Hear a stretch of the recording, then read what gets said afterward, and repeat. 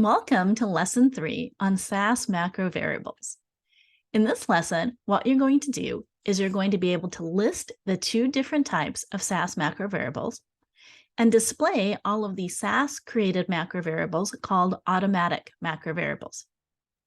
Then you'll use an automatic macro variable in your SAS program. Next, you'll create a user-defined macro variable using a %let statement, and then use that user-defined macro variable. So as you might have surmised from the objectives, there are two different types of macro variables: automatic, which are ones that SAS creates on your behalf, and user-defined, ones that you create. If you wish to display a list of SAS-created automatic macro variables, on a %put statement, simply write %put space underscore automatic underscore semicolon. And then that would create a list of automatic macro variables and write it to the SAS log. So what I'd like you to do is type and submit the following code.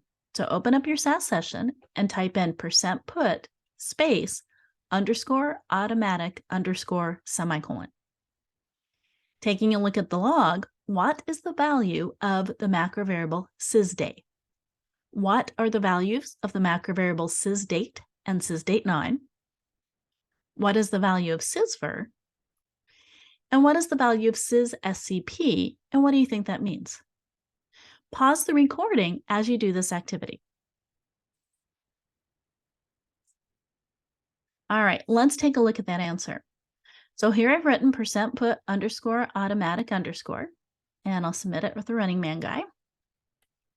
And we can see a list of a large number of macro variables that are written to the log.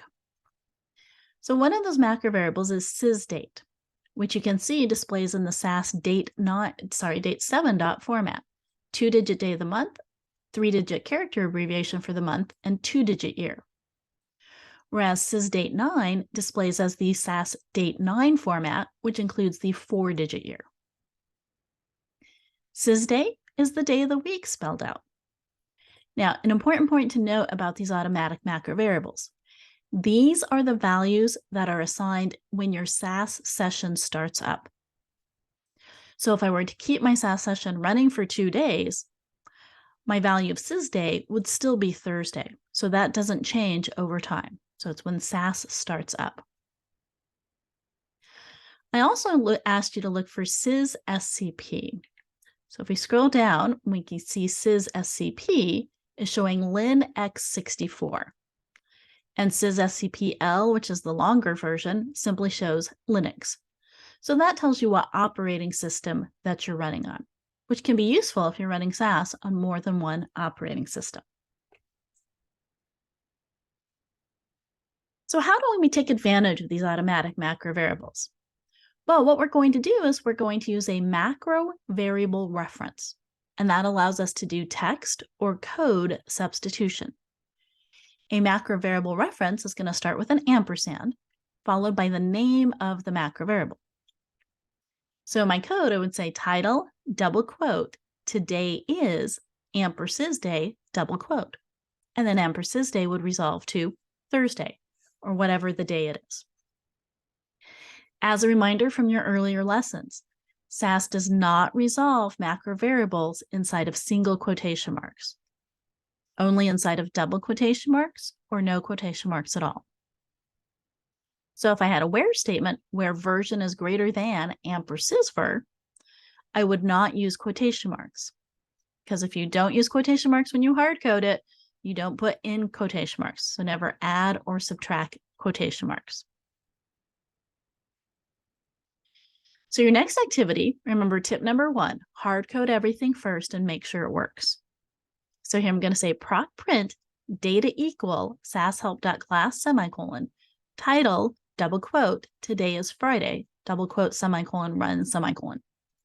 Once again, pause the recording as you perform this activity. Great. Now what I'd like you to do is substitute the word Friday with your macro variable reference ampersysday. Pause the recording until you've completed your activity.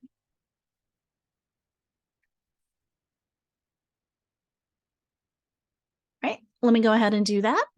So I'm going to bounce to my code here. And I'm going to say title is ampersanding. So I submit this, goes off and executes. And we see on the title, today is Thursday. If I check a log, like a good SAS programmer, we can see my title echoed back to the log is the original code. We'll see techniques later on how you can see what your macro variable references resolve to in the log.